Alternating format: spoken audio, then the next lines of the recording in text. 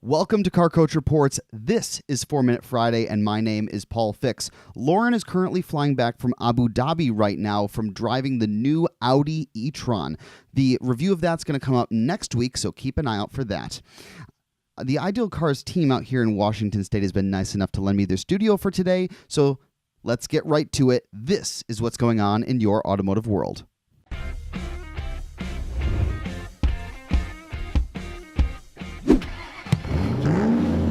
The White House wants to end subsidies for electric cars and renewable energy sources. The White House economic advisor Larry Kudlow says that the Trump administration is seeking to end tax credits for consumers who buy plug-in electric vehicles, including those made by General Motors. The tax credits typically run from $2,500 to $7,500.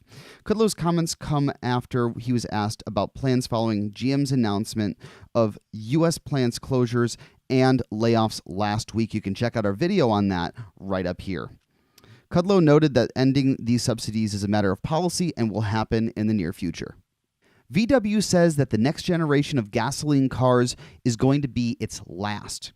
Volkswagen Group expects the era of combustion car to fade away as it rolls out its next generation gasoline and diesel cars beginning in 2026. This is really interesting as we know a lot of car companies are transitioning what fuel sources they're using for their vehicles, and I'd like to see what VW brings in the next generation. This was already announced at the Los Angeles Auto Show, but here it is for you, the 2019 North American Car, Utility, and Truck of the Year finalists. The top three for car are the Genesis G70, the Honda Insight, the Volvo S60/V60, and for utility vehicles, there's the Acura RDX, the Hyundai Kona and Kona EV, and the Jaguar I-Pace. So that's interesting, 2 electric cars in the finalists. The Truck of the Year finalists are the Chevy Silverado 1500, the GMC Sierra 1500, and the Ram 1500. That's a lot of 1500s. This should be a really interesting year as there's a lot of unusual choices in comparison to some previous years.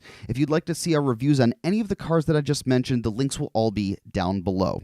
And I'm very excited to see who wins, so stay tuned to us and check out the North American Car and Truck of the Year, the NACTOY social channels. Now let's check in on what Lauren is doing this week. She was just in Abu Dhabi driving the new Audi E-Tron. It's their first all-electric production model from Audi. The Audi E-Tron is a spacious 5-seater, electric, mid-sized premium SUV. That's a lot of words, meaning that it's well-equipped to meet premium buyer expectations.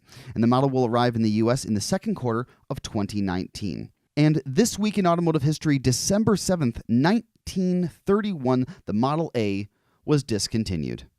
The car that replaced the most successful car of all time started the discontinuation process on this day in 1931 in order to retool factories for the production of its successors. Model A was introduced to consumers on December 2nd, 1927 as the replacement for the Model T, which had been in production for 18 years.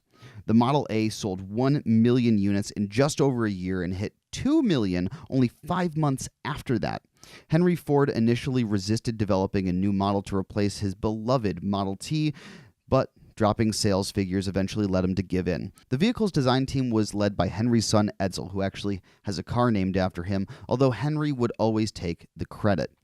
When factories went back to work in March 1932, they began producing the 4-cylinder Model B and Model 18, the first Ford to feature the company's famous flathead V8. Check out the doobly-doo down below for more information and all the links that I mentioned here. If you liked this video, check out our latest video right here. If you want to see what YouTube recommends, check out right there. And you can always subscribe right here. Thank you so much for watching, and we'll see you next week.